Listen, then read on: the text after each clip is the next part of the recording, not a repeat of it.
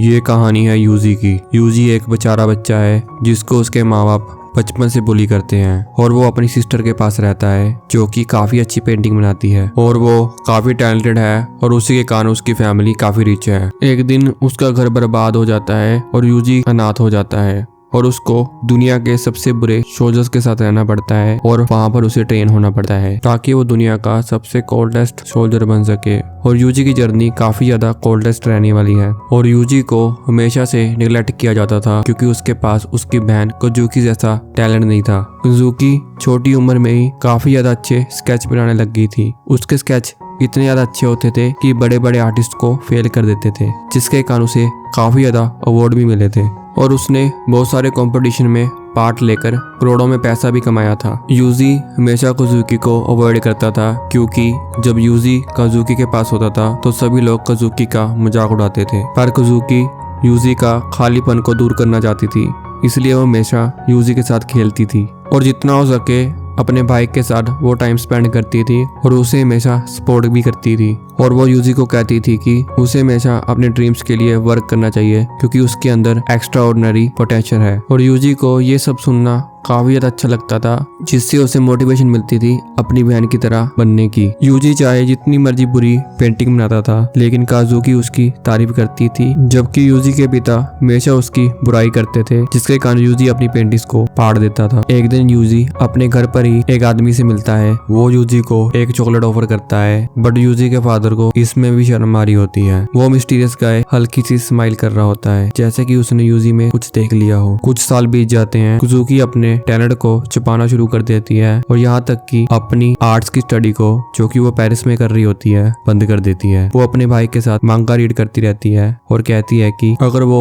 ऐसा ही करती रही तो लाइफ में वो कभी भी फ्रेंड्स नहीं बना पाएगी और अकेली हो जाएगी। और वो यूजी से भी कहती है कि अपने फादर की तरह तुम मत बनना, तुम भी कुछ दोस्त बनाने शुरू कर दो। और सेम टाइम पर वो थोड़ी सी पेंटिंग बनाती थी जिससे कि घर का खर्चा चल सके, लेकिन यूजी की फैमिली का ट्रीटमेंट यूजी से और भी ज्यादा बुरा होता जा रहा था। उसकी फैमिली जब बाहर करने के लिए डिनर जाती थी तो उसके लिए सिर्फ घर पर एक ब्रेड छोड़ जाती थी। जब काजुकी यूजी को ऐसा करते हुए देखती है तो वो उस पर चलाती है और कहती है कि तुम मेरे फ्रिज में से कुछ भी खा सकते हो। यूजी कहता है कि मैं ऐसा नहीं कर सकता, अगर मैंने ऐसा किया तो मेरे ऊपर मेरे पेरेंट्स बहुत ज्यादा चलाएंगे। काजुकी को ये सुनकर काफी ज्यादा बुरा लगता है और वो कहती है कि उसको मालूम ही नहीं था उसके भाई को ऐसा ट्रीट किया जाता है और वो अपने पेरेंट्स के ऊपर भी चलाती है, लेकिन इससे कुछ फर्क नहीं पड़ता। उनके पेरेंट्स का बिहेवियर यूजी के साथ वैसे ही रहता है जैसे पहले था।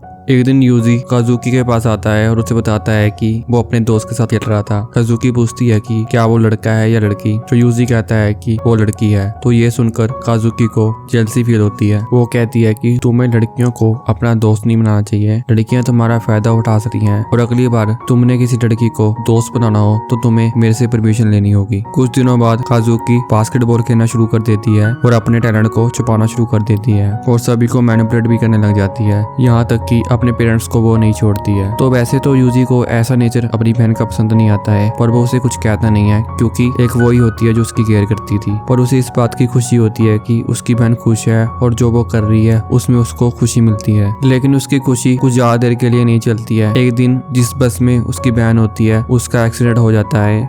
बस एक लाल बालों वाली लड़की ही सर्वाइव करती है। काजुकी की डेथ के बाद उनका घर का माहौल बिल्कुल ही बदल जाता है। काजुकी के फादर डिप्रेशन में चले जाते हैं और रोज दारू पीने लग जाते हैं। उनका गुस्सा दिनों दिन बढ़ता ही जाता है और जब भी काजुकी के फादर घर आने वाले होते हैं तो यूजी की मदर यूजी को कमरे में छुपा देती है और यहाँ तक कि काजुकी के फादर यूजी की मदर को डेली मारते हैं। कमरे में बंद यूजी को अपने फादर का चिल्लाना और अपनी मदर का कहना कि मुझे माफ कर दो, बस यही सुनाई देता था। यूजी के फादर दिनों दिन एक बुरे इंसान बनते जा रहे थे और वो रोज यूजी की मदर को मारते थे। इसी से तंग होकर वो दोनों यूजी के फादर का घर छोड़ने का फैसला करते हैं और एक घर पर रहना शुरू कर देते हैं जहाँ पर यूजी की जिंदगी बिल्कुल नॉर्मल हो जाती है और उसको वहाँ पर ऐसे ट्रीट किया जाता था जैसे एक नॉर्मल इंसान को ट्रीट किया जाना चाहिए और वहाँ पर दोनों काफी खुशी खुशी रहते थे। अपने फादर से दूर रहने के कारण वो दोनों काफी अच्छा खुशी वाला जीवन व्यतीत कर रहे थे, लेकिन उनकी खुशियाँ ज्यादा देर तक नहीं चलती। एक साल बाद उनका फादर उन्हें ढूंढ लेता है और यूजी की मदर को परेशान करने लग जाता है। यूजी खड़ा सब कुछ देख रहा होता है। यूजी अपने फादर को रोकने की कोशिश करता है लेकिन उसके फादर उसे नॉक कर देते हैं। लेकिन इस बार यूजी ये टॉर्चर बर्दाश्त नहीं करता है और अपनी सिस्टर की कही हुई बात को याद रखता है, तुम अपने फादर जैसा मत बनना। और उसके बाद वो एक कांच की बोतल उठाता है और अपने फादर के सर पर मार देता है। यूजी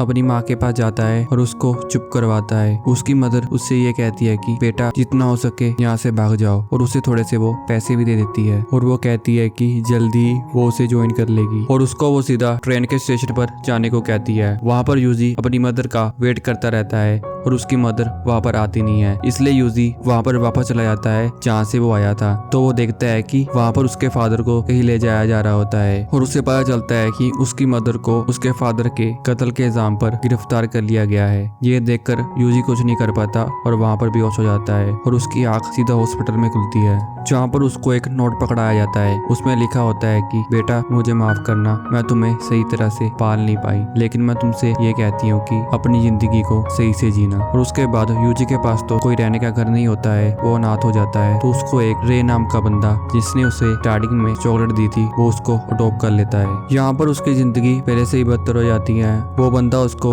उसकी बहन काजुकी की तरह ड्रेस कराता है और उसको बहुत ही हरास करता है, जो कि मैं एक्सप्लेन नहीं कर सकता। पर यहाँ पर यूजी ये सोचता है कि भले ये मेरे को परेशान करता है लेकिन मेरे पास रहने को छत तो है। लेकिन मैं रे के बारे में एक बात बोलूंगा, रे जैसा नीची इंसान कोई हो नहीं सकता है, जो कि अपने दोस्त के घर जाता है और उसकी मासूम सी बेटी जो कि अभी तक बड़ी भी नहीं हुई है उसके ऊपर पूरी नजर रखता है। भले ही वो मर गई थी, वो उसको हासिल नहीं कर पाता है, लेकिन वो इतना करीब इंसान होता है कि वो उसको तो हासिल नहीं कर पाया तो वो उसके भाई को ही उसकी जैसा ड्रेस करवा देता है ताकि वो उसको सोचकर यूजी को अब्यूज कर सके। तो इससे हम उसकी मेंटालिटी और सोच का पता लगा सकते हैं कि वो कितना गिरा हुआ इंसान है। और सोचने वाली बात यह है कि यूजी के फादर को ये आइडिया भी नहीं होगा कि रे कितना गिरा हुआ इंसान है। वैसे ही हम यूजी के फादर से एक्सपेक्ट भी क्या कर सकते हैं कि उसके दोस्त भी उसके जैसे ही होंगे, क्योंकि यूजी का फादर भी एक टाइम पे काफी ज्यादा अब्यूजिव हो गया था और वो भी यूजी को परेशान किया करता था। लेकिन वो एक फादर था तो अपने खुद के बेटे को इस तरह से असोल्ट तो नहीं कर सकता था, पर उसने भी बहुत ही ज्यादा अब्यूज किया था। तो हम उसके दोस्त से क्या एक्सपेक्ट कर सकते हैं। ऐसे गाइस दिन बीतते रहते हैं और एक दिन रे का बॉडीगार्ड भी यूजी को हरास करने के लिए आ जाता है, लेकिन यहाँ पर यूजी उस बॉडीगार्ड को मार देता है। रे ये देखकर काफी ज्यादा हैरान होता है और वो सोचता है कि यूजी उसके लिए काफी पावरफुल टूल बन सकता है, इसलिए वो एक अकेडमी में भेज देता है उसको ट्रेन होने के लिए, जहाँ पर बच्चों को मिलिट्री की ट्रेनिंग दी जाती है। ऐसे 200 दिन बीतते रहते हैं और यूजी एक कोल्डलेस सोल्जर बनता जा रहा होता है, लेकिन यहाँ पर उसे थोड़ा सा फेवर दिया जाता है जिस कारण बाकी के बच्चे यूजी को बुली करते हैं, लेकिन उसको सिर्फ एक लड़की अच्छे से ट्रीट करती है जिसका नेम होता है मार्ली। मार्ली की ये दिक्कत होती है कि उसको अपनी पास्ट मेमोरी कुछ याद नहीं होती है। यहाँ तक वो लड़की यूजी के लिए फूड को भी सेव किया करती थी और यूजी को भी लगता था कि वो उस पर ही भरोसा कर सकता है। अब रे भी यूजी को ट्रेन करने लग गया था। रे का कहना था कि तुम्हें नाइफ का यूज करना चाहिए, इससे पहले तुम्हारा दुश्मन तुम्हें मारे उसको तुम्हें मार देना चाहिए। और रे भी धीरे धीरे उसका ब्रेन वॉश करता जा रहा था।